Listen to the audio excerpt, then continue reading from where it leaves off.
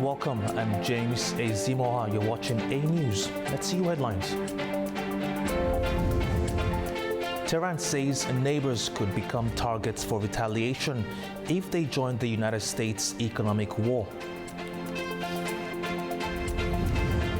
Russia vows retaliation against Ukraine following strikes on Moscow's economic infrastructure. And Canada will match U.S. tariffs dollar for dollar after failed trade talks, Prime Minister Mark Carney says.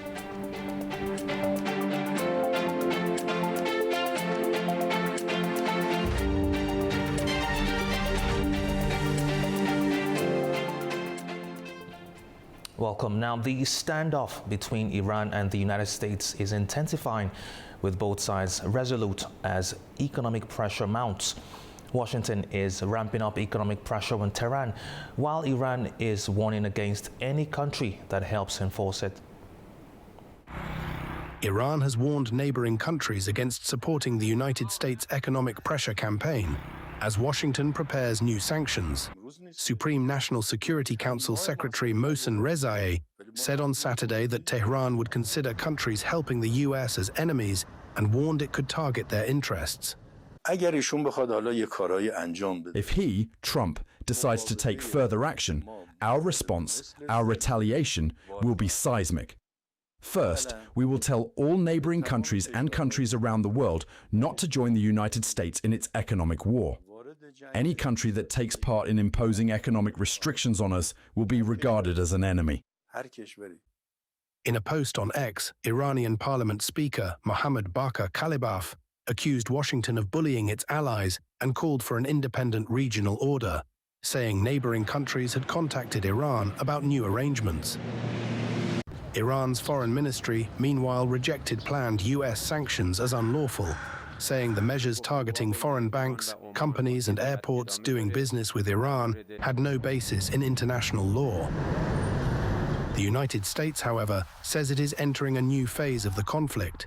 Vice President J.D. Vance said economic pressure was Washington's most effective tool. Vance said the ultimate aim was to prevent Iran from rebuilding its nuclear capabilities. President Donald Trump has warned that countries providing Iran with a financial or economic lifeline could face severe consequences. On Friday, he said military options remained fully open. Trump also claimed the US has total control over the Strait of Hormuz and said Iran wants an agreement but has yet to offer acceptable terms.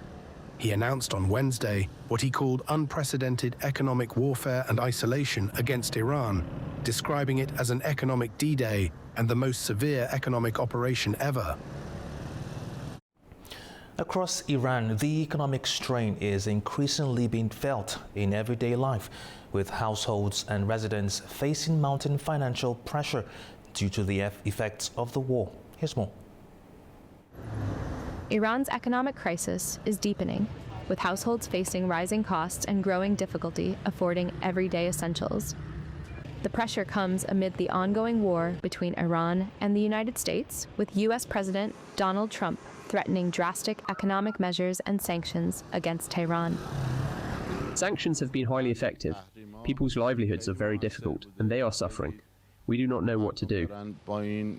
Official figures show annual inflation has reached 66%, adding to pressure on families already struggling to make ends meet.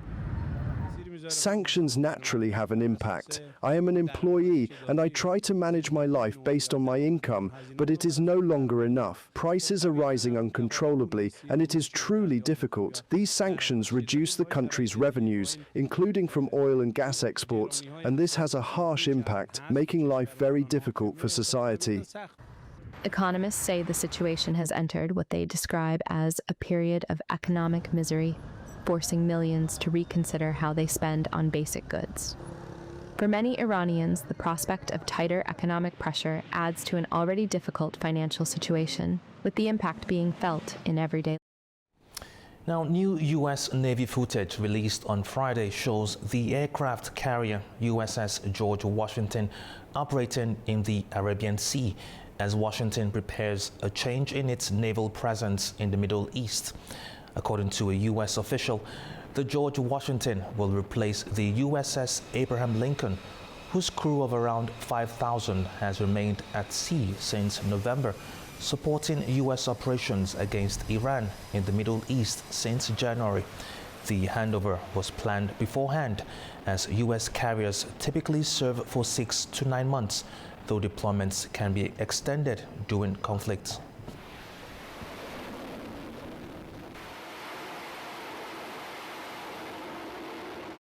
Now, French President Emmanuel Macron will host Saudi Crown Prince Mohammed bin Salman in Paris for a 2-day visit starting Sunday.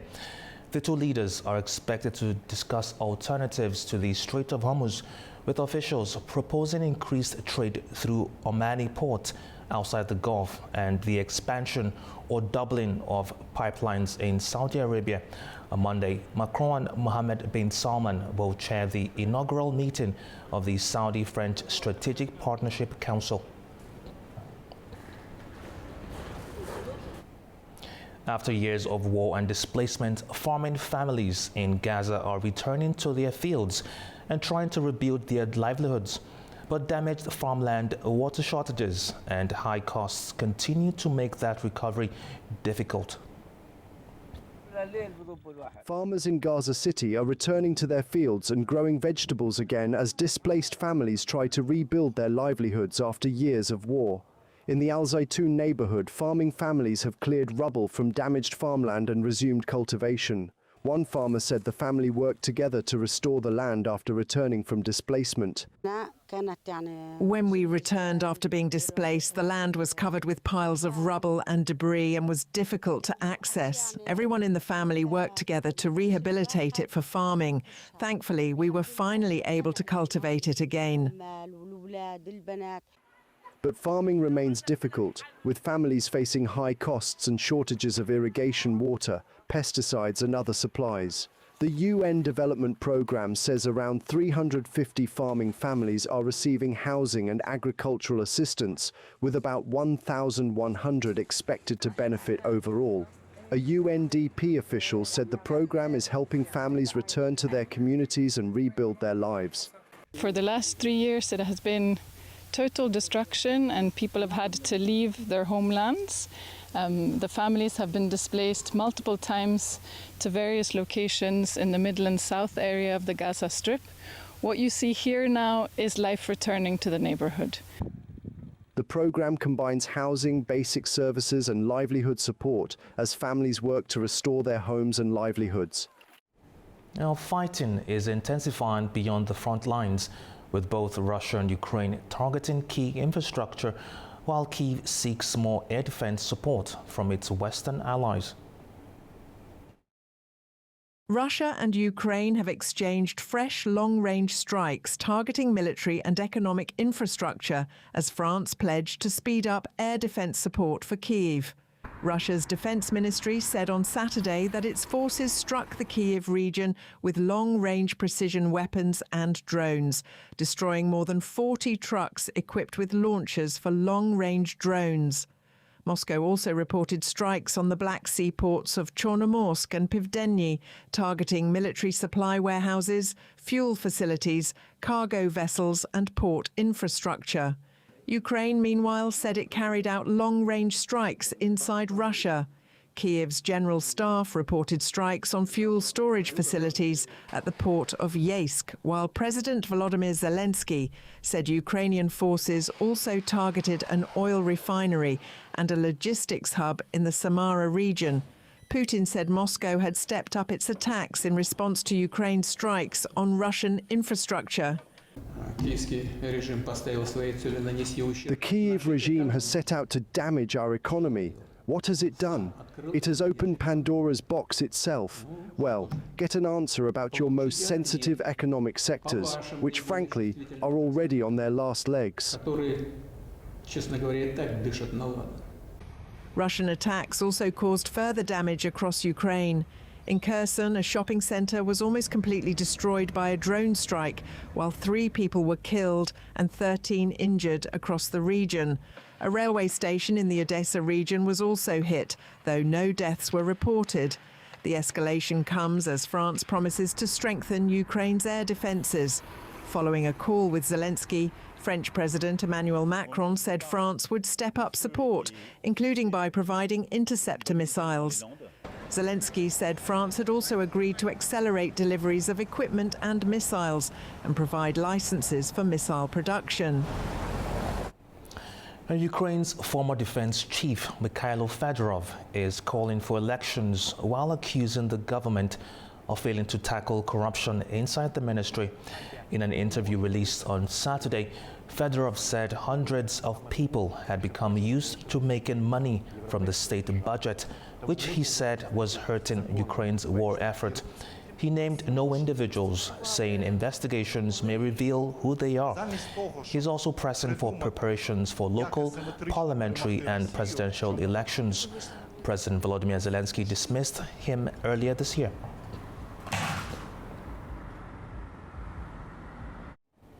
Now, Canada is hitting back with new tariffs after Washington imposed 50% duties on Canadian goods, putting the two allies on a fresh trade collision course.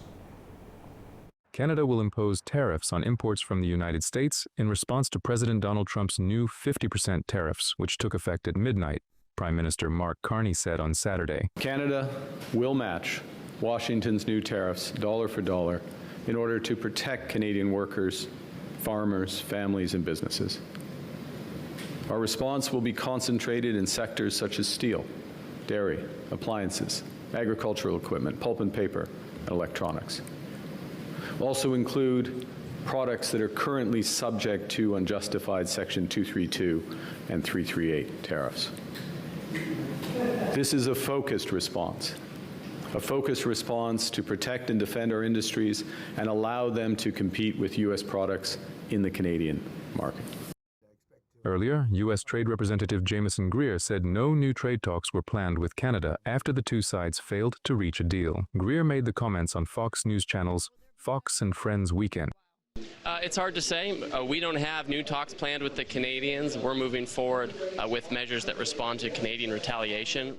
The U.S. has imposed 50% tariffs on some Canadian goods after the two allies failed to reach a trade deal. The tariffs apply to around $20 billion worth of Canadian exports, including wine, furniture, dairy products, clothing, fishing rods, and hockey equipment. The affected goods account for just over 5% of Canada's exports to the United States. The new duties also apply to some products covered by the USMCA, which had previously shielded most Canadian exports from U.S. tariffs.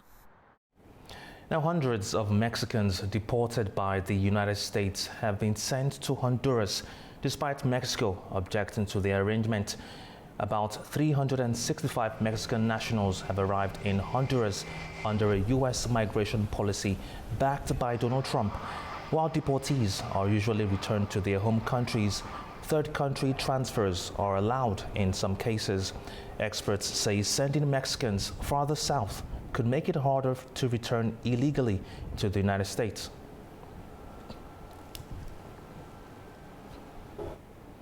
Now, Serbia has turned to the European Union for help as wildfires continue to burn across the country, including near a major nature reserve. The EU is sending 4 firefighting helicopters, 124 firefighters, and 39 vehicles from Romania, Slovakia, the Czech Republic, and Germany. Serbian officials say the situation has stabilized, but strong winds could fuel new fires. Protecting nearby communities and keeping people safe remain the objective.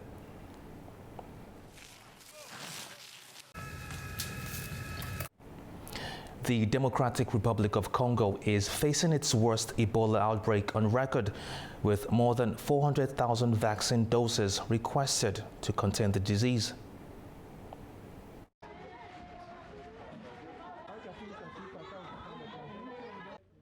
More than 2,300 people have died in the Democratic Republic of Congo's largest Ebola outbreak, as health authorities step up vaccination efforts in the affected province of Chopo.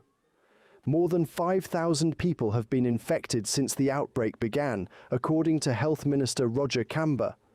The Democratic Republic of the Congo is facing a very serious Ebola outbreak, an outbreak that has already claimed the lives of hundreds and hundreds of our fellow citizens. We are already at more than 2,300 people who have died, and an outbreak that has already affected more than 5,000 people.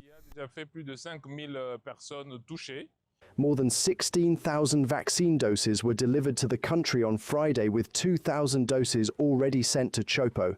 Authorities have requested more than 400,000 doses, with international partners supporting the vaccination campaign.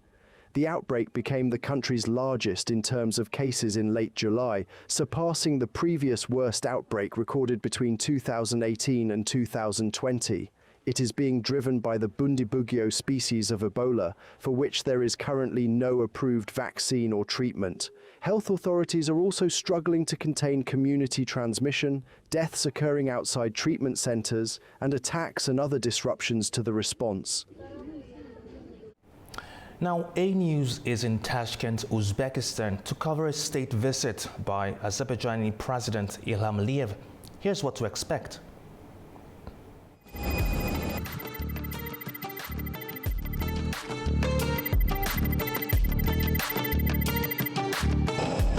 Touchdown in Tashkent. We're here to cover President Ilham Aliyev's third state visit to Uzbekistan and the seventh visit overall. A stage is set for the high-stakes bilateral summit between Ilham Aliyev and President Shavkat Mirziyoyev. A routine welcoming ceremony is expected here, led by the Prime Minister Abdullah Aripov. However, the negotiations and the visit itself is anything but routine.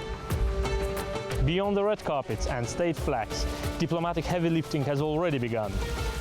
During the recent meeting, business leaders and regional representatives has convened for the fourth interregional forum to target $1 billion trade threshold. What else will be discussed today, we'll know soon.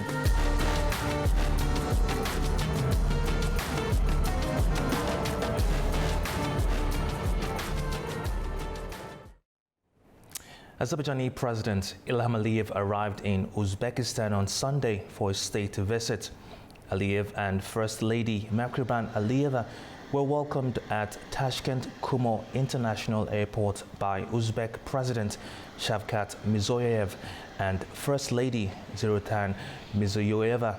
A guard of honor was also lined up at the airport to mark the Azerbaijani president's arrival. The visit is expected to focus on strengthening bilateral ties and cooperation between Azerbaijan and Uzbekistan.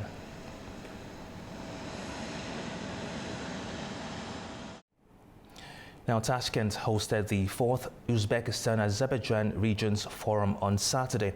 The two countries say bilateral trade has grown 26-fold over the past decade, while the portfolio of joint investment and trade projects has now exceeded $10 billion. Our correspondent, Severa Japova, has more. Uzbekistan and Azerbaijan are looking to turn rapidly growing economic ties into concrete projects at the regional level. Around 420 companies from both countries have gathered here in Tashkent for the fourth Uzbekistan-Azerbaijan Regions Forum. The growing partnership is also translated into commercial projects. Azerbaijan's SOCAR is preparing to enter Uzbekistan's retail fuel market, adding another major Azerbaijani company to the country's expanding investment landscape. Relations between Uzbekistan and Azerbaijan have developed comprehensively. Today, thanks to the efforts of our respected heads of state, these relations have reached an unprecedented level. They are constructive in nature and continue to develop. Various forms of communication and dialogue between the Baku and Tashkent.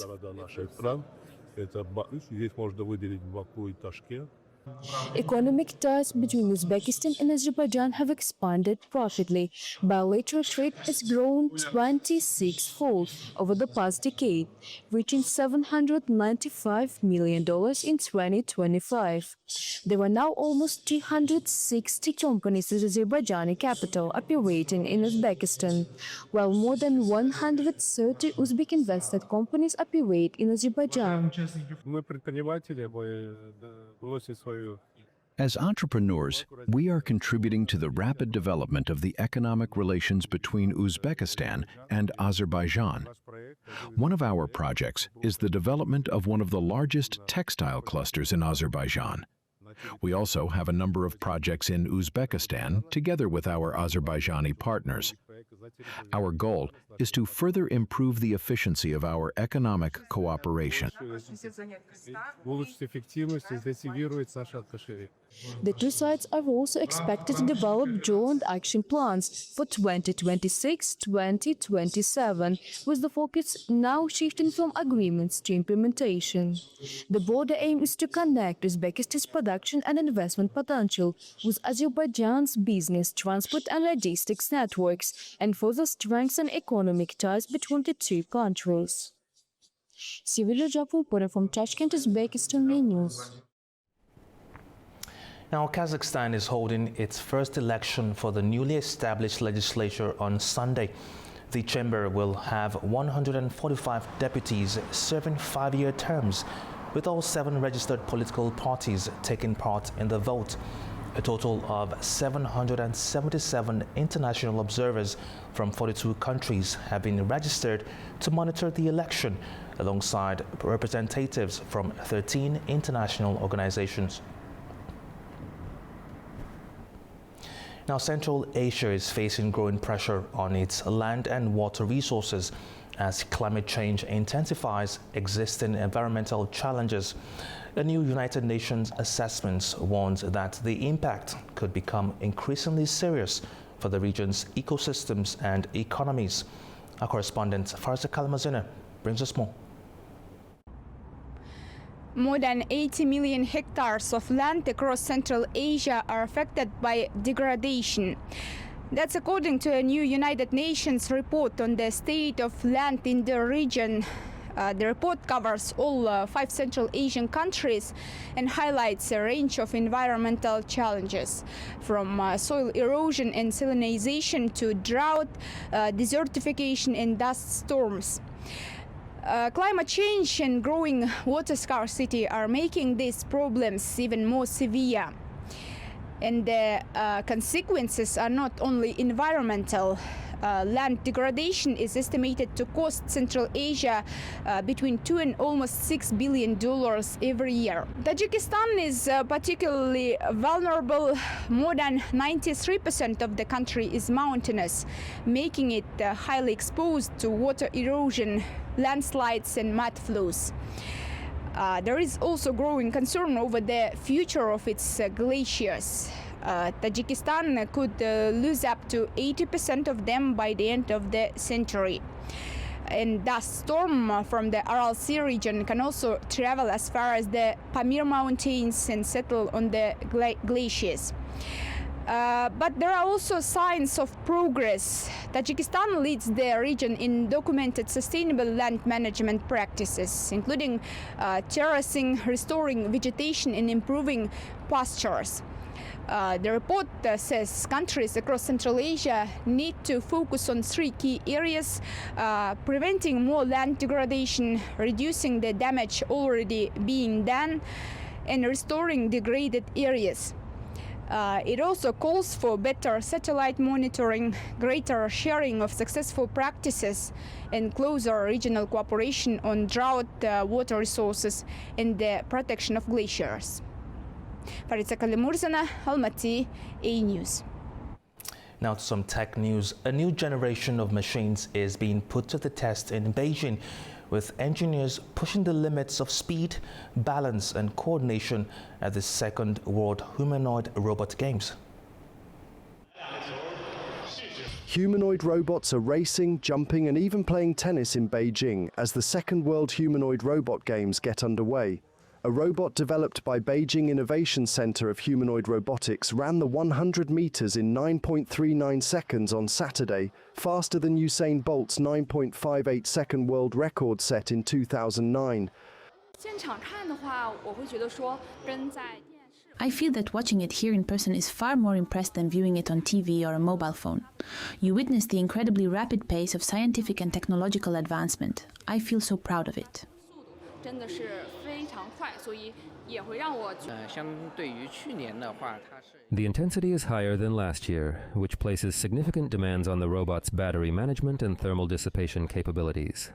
It holds huge significance for the development of China's industrial sector. 我们整个中国的它的一个工业发展的话。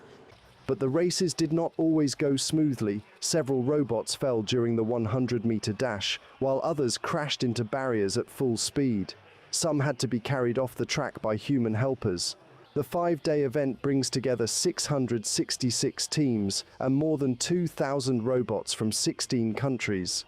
Alongside sprinting, robots are competing in high jump and mixed human-robot tennis, with 51 events and more than 1,300 matches taking place through August 26th.